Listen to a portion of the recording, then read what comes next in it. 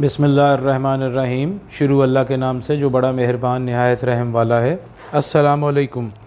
Welcome to sir Sarfaraz commerce hub online classes. Today our topic is journal. Let's see today's question. Students, जैसा कि आप अपनी mobile screen पर ये question देख रहे हैं, the ledger and the trial balance. Our trader started business on January 1st, 2007 by investing cash rupees 60,000 and equipment worth rupees 40,000. During the month, the following transactions were completed. Transaction number 1, purchase merchandise on credit rupees 40,000 and paid cartage on it rupees 2,000 cash. Entry number 2, sold merchandise on credit rupees 18,000 and for cash rupees 10,000. Entry number 3, the customer returned merchandise of rupees 2,000 sold on credit and merchandise returned to suppliers worth rupees 3,000. Entry number 4, paid cash to supplier rupees 10,000 and cash collected from customer rupees 15,000. Entry number 5, cash paid to employees rupees 6,000 and cash used by the proprietor rupees 3,000. तो students, ये question मैंने जो है वो read किया है, तो अब इसको देखते हैं कि इसका सलूशन कैसे होगा। Let's see the today's. Now let's move on to the solution of the question.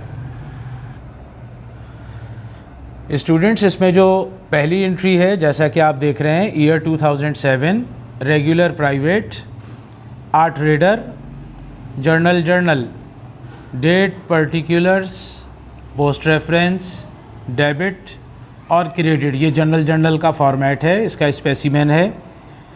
2007 लिखें, जनवरी 1st।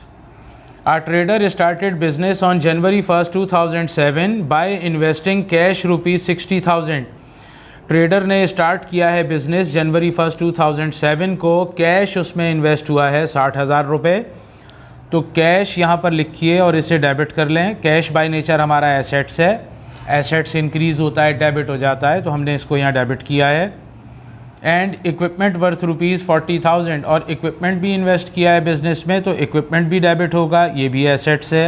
40,000 से इन दोनों अमाउंट्स को प्लस कर लीजिए। 60,000 प्लस 40,000, ये टोटल 1 लाख हुआ। कैपिटल जो है 1 लाख से क्रेडिट हो जाएगा। ये नीचे हमने यहाँ इसकी नरेशन भी लिखी है मैंने, to record cash and equipment invested into the business. Next, उसके बाद entry number 1, purchase merchandise on credit rupees 40,000 and paid cartage on it rupees 2,000 cash. हमने मर्चेंडाइज परचेज़ की है, तो परचेज डेबिट हो जाएगा 40,000 से। ये जो सामान हमने परचेज़ किया है, इस पर कार्टेज भी पेड किया है, यानी किराया दिया है, तो कैरेज इन भी डेबिट होगा 2,000 से। मर्चेंडाइज़ हमने क्योंकि क्रेडिट पर परचेज़ की है, तो लाइबिलिटी इंक्रीज़ हो रही है, उसे हम अकाउंट्स पेएबल कहते हैं। ये 40,000 से क्रेडिट हो जाएगी। और कार्टेज जो हमने पेड किया है वो कैश की सूरत में अदा किया गया है, तो कैश क्रेडिट हो जाएगा 2,000 से। इस जर्नल एंट्री को कंपाउंड जर्नल एंट्री भी कहते हैं, और जो इससे ऊपर ये एंट्री है, ये भी कंपाउंड जर्नल एंट्री है।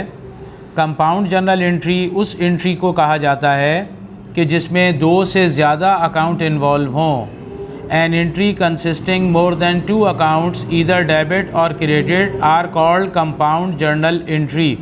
पहली एंट्री में 1, 2 और ये 3 इसमें अकाउंट हैं, लिहाजा इसे हम कंपाउंड जर्नल एंट्री कहते हैं। ये आपके MCQs में आएगा। ये एंट्री भी कंपाउंड जर्नल एंट्री है, इसमें 2 अकाउंट डेबिट हुए हैं और 2 ही अकाउंट जो हैं वो क्रेडिट भी हो गए हैं। ये भी कंपाउंड जर्नल एंट्री है। नेक्स्ट हमारी एंट्री नंबर 2 है, sold merchandise on credit rupees 18,000 and for cash rupees 10,000। हमने मर्चेंडाइज सेल आउट की है, उधार पर 18,000 रुपये और कैश पर 10,000 रुपये। तो इसकी एंट्री में स्टूडेंट्स कैश पर सामान बेचा, तो हमने कैश रिसीव हो गया है 10,000 रुपये, कैश डेबिट कर लें। अकाउंट्स रिसीवेबल भी इंक्रीज़ हो रहा है क्योंकि 18,000 का सामान उधार बेचा है, हम अपने कस्टमर से 18,000 रुपये मांग रहे हैं, उसे अकाउंट रिसीवेबल कहते हैं। बाय नेचर ये भी एसेट्स है, 18,000 से हमने डेबिट किया। इन दोनों को सम अप कर लीजिए, ऐड कर लीजिए। 18,000 जमा 10,000 टोटल हो गया 28,000। ये हमारी सेल्स कहलाएगी क्योंकि हमने यहाँ पर मर्चेंडाइज सेल आउट की है। बाय नेचर हमारी सेल जो है वो रेवेन्यू है, और रेवेन्यू जब इंक्रीज़ होती है तो उसे क्रेडिट किया जाता है। Entry number 3, the customers return merchandise of ₹2,000 sold on credit. Customers ने सामान वापस किया है 2,000 रुपये का, जो हमने उन्हें उधार पर पहले बेचा था। तो जब बिका हुआ माल वापस आता है, सेल हमारी रिड्यूस हो रही है, तो सेल रिटर्न डेबिट हो जाएगी 2,000 से, और कस्टमर का अकाउंट रिसीवेबल भी रिड्यूस होगा, कम हो जाएगा, हम उसे क्रेडिट कर देंगे। नेक्स्ट एंट्री भी एंट्री नंबर 3 ही है। जो एंट्री नंबर 3 है, इसमें 2 एंट्रीज़ को कंबाइंड किया गया है। कस्टमर ने सामान वापस किया, वो ये जनरल एंट्री है, और उसके बाद and merchandise return to supplier worth ₹3,000। और अब हमने सामान जो है वो वापस किया है सप्लायर्स को 3,000 रुपये का, तो अकाउंट पेएबल डेबिट हो जाएगा 3,000 से। हमारी लायबिलिटी डिक्रीज़ हुई है इसलिए हमने इसे डेबिट किया है, और परचेजेस हमारी कम हो गई तो परचेज़ रिटर्न को क्रेडिट कर देंगे 3,000 से।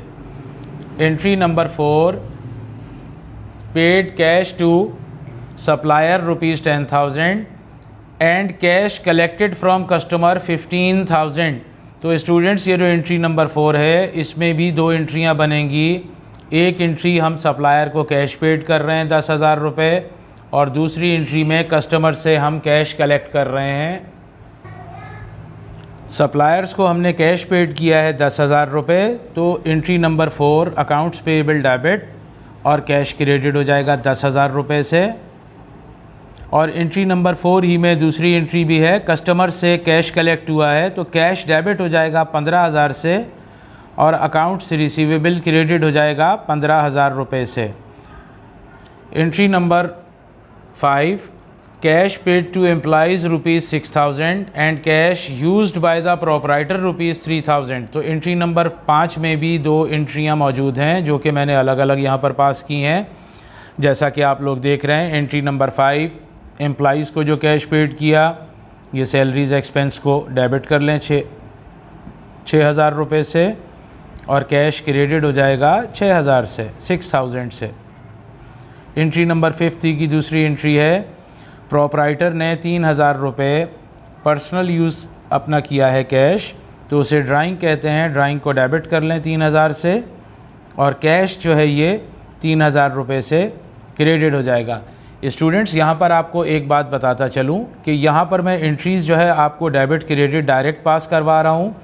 अगर आपको इसका बेसिक कॉन्सेप्ट समझना है तो मैंने इससे पहले इसकी वीडियोस जो हैं वो जर्नल के टॉपिक की, और जो बेसिक था वो इससे पहले अपलोड की हुई हैं, तो वो मेरी वीडियोस आप देखेंगे तो आपका कॉन्सेप्ट वहाँ से क्लियर हो जाएगा कि कौन सी चीज़ जब इंक्रीज़ होती है या डिक्रीज़ होती है तो उसे कहाँ रिकॉर्ड किया जाता है, मीन्स कब वो चीज़ डेबिट होती है और कब वो चीज़ क्रेडिट होती है। तो मेरे आप वो लेक्चर देखेंगे तो इंशाअल्लाह ताला आपको ये जनरल एंट्रीज़ समझने में आसानी होगी। तो इंशाअल्लाह ताला अब नेक्स्ट टॉपिक के साथ आपकी खिदमत में फिर हाज़िर होंगे।